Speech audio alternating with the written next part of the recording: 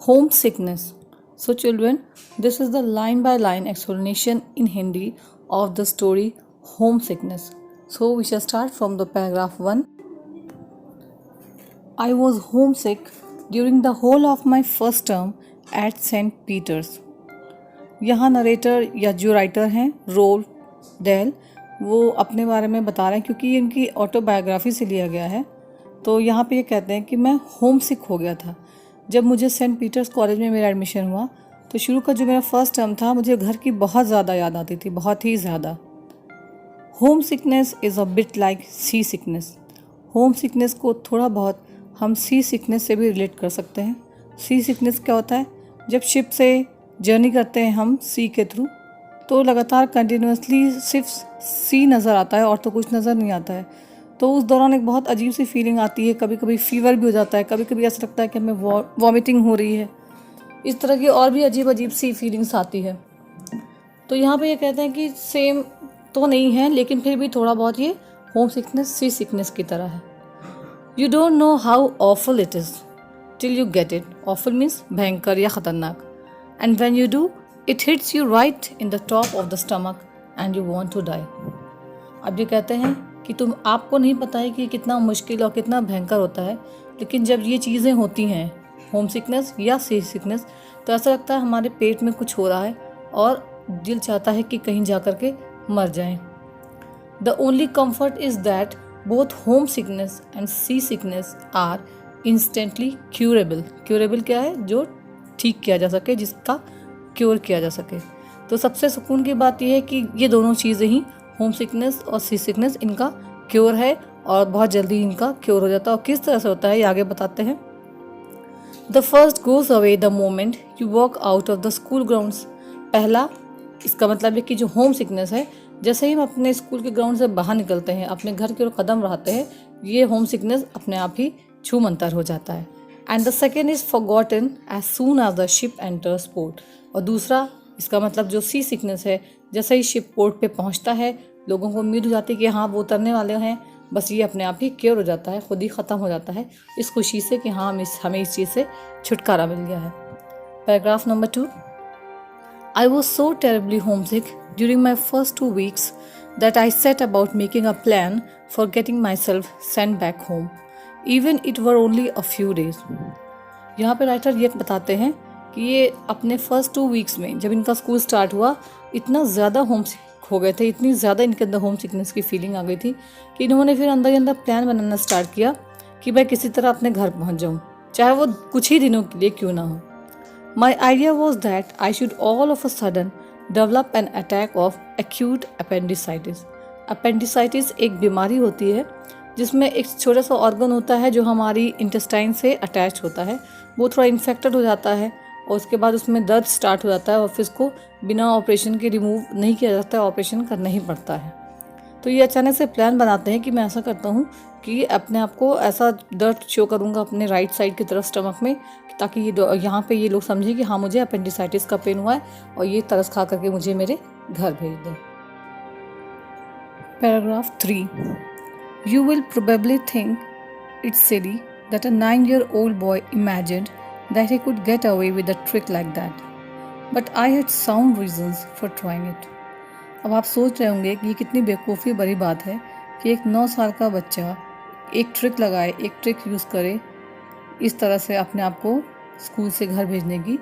लेकिन ऐसा हो सकता है क्योंकि मेरे पास इसके लिए बहुत ही अच्छा रीज़न है। Only a month before my elder sister had actually had appendicitis and for several days before her operation I was able to observe her behaviour at close quarters. Close quarters means बहुत पास से, ज़्यादा distance ना होना, बहुत ही ज़्यादा पास से। तो सिर्फ 1 महीना पहले की बात है, मेरी एल्डर सिस्टर यानी बड़ी बहन जिसको सचमुच में अपेंडिसाइटिस हो गया था और बहुत दिनों तक ऑपरेशन से पहले मैंने उसको बहुत गौर से उसके बिहेवियर को ऑब्जर्व किया था कि उसके साथ होता क्या था। I notice that the thing she complained about most was a severe pain down in the lower right side of her tummy. मैंने नोटिस किया कि सबसे ज़्यादा वो किस चीज़ की शिकायत करती थी। वो ये कहती थी कि उसके टमी में जो राइट साइड का नीचे का हिस्सा है वह बहुत तेज़ पेन होता है, सीवर पेन, बहुत तेज़ पेन होता है। As well as this, she kept being sick and refused to eat and ran a temperature. As well as this, she kept being sick. इसके साथ ही साथ वो बीमार भी रहने लगी थी and refused to eat और खाना खाने से भी मना करती थी and ran a temperature. ran a temperature means उसका टेम्परेचर बढ़ता जा रहा था, उसको फीवर हो रहा था. Paragraph 4. You might, by the way, be interested to know that this sister had her appendix removed not in a fine hospital operating room full of bright lights and gowned nurses, but on her own nursery table at home by the local doctor and his anesthetist. Who is anesthetist? एक doctor होती है या होता है जो anaesthetic में माहिर होता है. एक केमिकल सब्सटेंस होता है जो एक पेशेंट को या पर्सन को स्मेल करा दिया जाता है, तब वो बेहोश हो जाता है, उसको अपनी पूरी बॉडी में कोई भी दर्द फील नहीं होता है. तो आप ऐसा सोच सकते हैं कि ये ऐसा कैसे हो गया.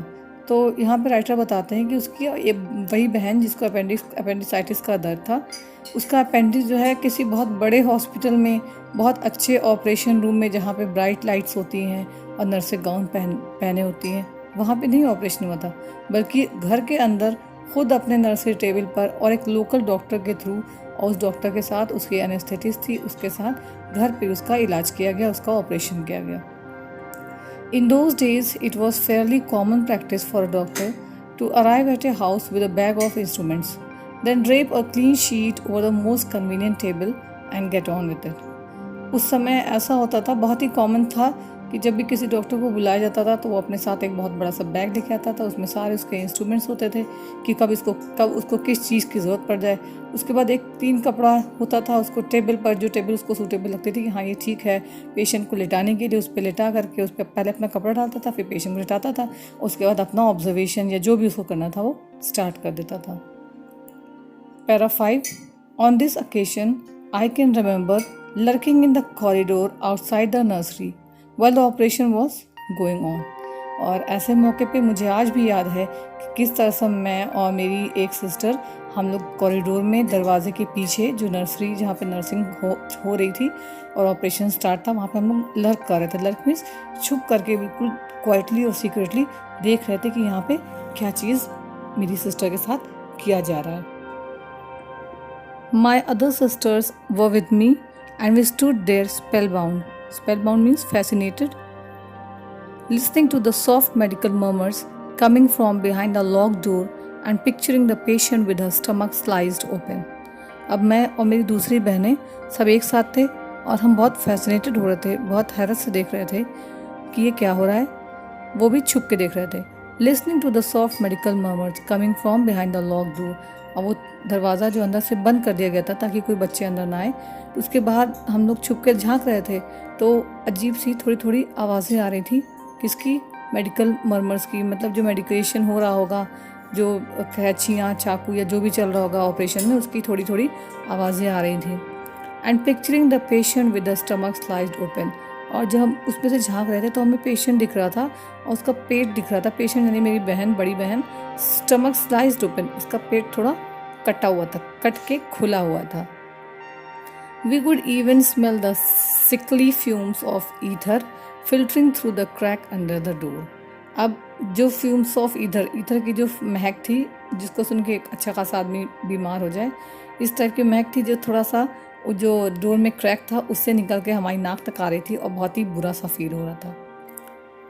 The next day we were allowed to inspect the appendix itself in a glass bottle. दूसरे दिन हमें खुद एक ग्लास बॉटल में अपेंडिक्स दिखाया गया कि देखो बच्चों ये कैसा होता है. ऑपरेशन के बाद उसको निकाल के बॉटल में रख दिया गया ताकि बच्चे देखें कि हाँ ये कैसा अपेंडिक्स हमारी बॉडी के अंदर होता है. It was a longish black wormy looking thing. वो एक बहुत लंबा सा ब्लैक कलर का एक वर्म की तरह जैसी कोई चीज़ थी, लग रहा था कोई कीड़ा है, लंबा लंबा काला काला सा. And I said, do I have one of those inside me नैनी. फिर मैंने जब उसको देखा तो मुझे इतनी घिन आई उसे देख के, इतना गंदा, इतना बुरा सा लगा. तो मैंने अपनी नैनी, अपनी ग्रैंड माँ से पूछा, ग्रैंड माँ क्या ये इस टाइप की कोई चीज़ मेरे अंदर भी है? Everybody has one, Naini answered. नानी ने कहा हाँ, सबके पास एक ऐसी चीज़ ज़रूर होती है पेट के अंदर. What's it for? I asked her. मैंने उससे पूछा ठीक है, लेकिन फिर ये किस चीज़ के लिए होती है अगर हमारी बॉडी में होती है तो? God works in his mysterious ways, she said, which was her stock reply whenever she did not know the answer. तो जब भी नैनी से कोई ऐसा क्वेश्चन पूछता था कि जिसका आंसर उसे नहीं आता था, तो वो इसी तरह से आंसर देती थी कि God works in his mysterious ways, यानी भगवान ही जानता है वो किस तरह के करामाती कार्य करता है। तो जब भी उससे कोई ऐसा क्वेश्चन पूछो अपनी नैनी से जिसका जवाब ना हो, तो वो सीधे गॉड पे डाल देती थी कि अरे गॉड को पता है, गॉड जानता है, गॉड जो करता है बेहतर करता है, गॉड ही को पता है। What makes it go bad, I asked her. फिर मैंने पूछा तो क्या ऐसी चीज़ हो गई कि जिससे इतना बुरा हो गया, इतना ख़राब हो गया। Toothbrush bristles, she answered, this time with no hesitation at all. अब जैसे ही मैंने उससे नैनी से पूछा कि नैनी क्यों ये इतना बुरा हो गया, क्यों इतना ख़राब हो गया, तो फ़ौरन उन्होंने आंसर दिया कि जो टूथब्रश के ब्रिसल्स होते हैं, जो ब्रशेस टूथब्रश में लगे होते हैं, ब्रिसल्स होते हैं, बस उसी की वजह से। और बिना झिझक के, बिना किसी पॉज के, फट से उसने ये मुझसे बोला नैनी ने। Toothbrush bristles, I cried, how can toothbrush bristles make your appendix go bad. मैंने हैरत से पूछा कि टूथब्रश ब्रिसल्स, उससे कैसे मेरा अपेंडिक्स इतना बुरा हो सकता है। Paragraph 13। Naini, who in my eyes was filled with more wisdom than Solomon, replied। अब नैनी, जिनकी आंखें देख करके मुझे ऐसा यकीन होता था कि हाँ वो बिल्कुल किंग सोलोमन की तरह वाइज है। किंग सोलोमन कौन था? बहुत पुराने टाइम में एक राजा हुआ करता था जिसका नाम सोलोमन था। वो अपने विजडम के लिए, अपने न्याय के लिए बहुत प्रसिद्ध था। जिस तरह हमारे देश में, हमारे देश इंडिया में विक्रमादित्य, महाराजा विक्रमादित्य जो है बहुत फेमस है, बहुत अच्छा न्याय करते थे, बहुत ज़्यादा अच्छा। तो उसी तरह विदेश में ये राजा हुए हैं सोलोमन, ये भी अपने न्याय के लिए बहुत प्रसिद्ध थे, जैसे हमारे देश में महाराजा विक्रमादित्य फेमस है। Whenever a bristle comes out of your toothbrush and you swallow it, it sticks in your appendix and turns it rotten। फिर ग्रैनी ने बिल्कुल एक वाइज पर्सन की तरह उसे जवाब दिया और समझाया कि जब भी तुम ब्रश करते हो और कोई ब्रिसल उसका लूज़ होता है, उसका कोई ब्रश लूज़ होता है, तो और तुम्हारा गलती से तुमने उसको सॉलो कर लिया या जानबूझ के भी सॉलो कर लिया, क्योंकि कुछ बच्चे करते हैं ऐसी शैतानी, तो वो तुम्हारे अपेंडिक्स में चिपक जाता है और उसके बाद जब वो सड़ जाता है तो अपने साथ साथ अपेंडिक्स को भी परेशान करता है और तुम्हारे स्टमक में दर्द स्टार्ट हो जाता है। In the war the German spies used to secretly send box loads of loose bristle toothbrushes into our shops and millions of our soldiers got appendicitis। फिर वो आगे बोलते हुए कहती हैं, वर्ल्ड वार हुआ था 1914 से 1918 के बीच में। तो जो जर्मन स्पाइस थे, जो जर्मन जासूस थे, वो चुपके से क्या करते थे, जो टूथब्रशेस के बड़े बड़े बॉक्स होते थे उसमें लूज ब्रिसल वाले, यानी ढीले ब्रश वाले टूथब्रश लोड कर देते थे। और दुकानों पे जब वो आ जाता था तो हमारे बहुत से सोल्जर्स उन ब्रशेस को यूज़ करते थे और वो ब्रिसल्स पेट में जा कर के अपेंडिसाइटिस जैसी बीमारी क्रिएट करता था। नैनी इस तरह से बस समझा रही थी कि उसको, उस छोटे बच्चे के दिमाग में आ गया कि हाँ ये जो बोल रही बिल्कुल सही है, ऐसा ही होता होगा। Honestly Naini, I cried, is that honestly true. फिर मैंने पूछा, सचमुच में नैनी क्या ये सच है, क्या आप बिल्कुल सच बोल रही हैं। I never lie to you child, she answered, so let that be a lesson to you never to use an old toothbrush. तो जवाब देती हैं, बेटा मैंने आज तक कभी तुमसे झूठ नहीं बोला, तो ये तुम्हारे लिए एक लेसन है, तुम्हारे लिए एक शिक्षा है, कभी भी तुम कोई पुराना टूथब्रश मत यूज़ करो, क्योंकि अक्सर तुम पुराना टूथब्रश यूज़ कर लेते हो और कहीं वो गलती से तुम्हारे पेट में उसका एक भी ब्रिसल चला गया तो ये बहुत बड़ी मुसीबत हो जाएगी। For years after that I use to get nervous whenever I found a toothbrush bristle on my tongue. अब क्योंकि वो 9 साल का बच्चा था, जो समझा दिया गया दिमाग में, अब वही बात बैठ गई। तो राइटर क्या कहते हैं, उसके बाद कई साल तक कभी भी अगर ब्रश करते टाइम गलती से एक भी ब्रिसल मेरी टंग पे रह जाता था तो मैं बहुत नर्वस हो जाता था, मैं बहुत डर जाता था कि कहीं ऐसा ना हो वो मेरे पेट में चला जाए और इतनी भयंकर बीमारी बन जाए। As I went upstairs and knocked on the brown door after breakfast, I did not even feel frightened of the matron. अब ये फिर वापस अपने स्कूल की बात बताते हैं कि जब मैं ऊपर गया और मैंने ब्राउन डोर को नॉक किया ब्रेकफास्ट के बाद, तो मैं बिल्कुल भी नहीं डरा मैट्रन से। मैट्रन कौन है? एक औरत होती है जो इंचार्ज होती है लिविंग और मेडिकल अरेंजमेंट्स, एक बोर्डिंग अरेंजमेंट्स बच्चों का अरेंज करने के लिए बोर्डिंग स्कूल पे। तो ये बिल्कुल भी नहीं डरे और मैट्रन के पास पहुँचे, क्योंकि राइटर ने डिसाइड कर लिया था कि हाँ मुझे ऐसा शो करना है कि मेरे पेट में अपेंडिसाइटिस का दर्द हो रहा है। तो बिना डरे ये ऊपर गए और ब्राउन डोर को इन्होंने नॉक किया। Come in, boom the voice. अचानक से अंदर से आवाज़ गूंजी, अंदर आ जाओ। I entered the room clutching my stomach, clutching means जोर से पकड़े हुए, on the right hand side and staggering pathetically. Staggering means लड़खड़ाना, पैथेटिकली इस तरह से कि किसी दूसरे को उस पर दया जाए। पैथेटिक मीन्स ऐसा वो ऐसी फीलिंग, ऐसी सिचुएशन जिसमें किसी को सिंपैथी हो जाए आपसे, दया आ जाए आपके ऊपर। तो मैं उस रूम में इस तरह से एंटर हुआ कि अपने पेट को मैं कस के पकड़े हुआ था, और कहाँ पे, राइट हैंड साइड की तरफ, और लड़खड़ाते हुए अंदर आ रहा था कि उन्हें देख के, कि वो देख करके मुझे उनके अंदर दया जैसी एक फीलिंग आ जाए। What's the matter with you, the matron shouted. Matron ने चिल्ला के कहा, क्या हुआ तुम्हारे साथ, क्या हुआ बेटा, क्या हो गया तुम्हें? It hurts matron, I moaned. Moaned means एक हल्की सी आवाज़ निकालना, जैसे लगता है कि अपना पेन को हम एक्सप्रेस कर रहे हैं। तो उसने अपना इस तरह से आवाज़ निकाल देखा, ओह ये बहुत दर्द हो रहा है मेरे, oh it hurt so much just here, oh यहाँ पे बिल्कुल दर्द हो रहा है, बिल्कुल इधर। और मैं अपने हैंड से राइट की तरफ, अपने टमी में नीचे की तरफ उसको कस के पकड़ा हुआ था। इस तरह से मैंने कहा, बहुत दर्द हो रहा है, प्लीज़, बहुत ज़्यादा दर्द हो रहा है। Okay students, so enough for today. The next we shall continue in the another video. Thank you.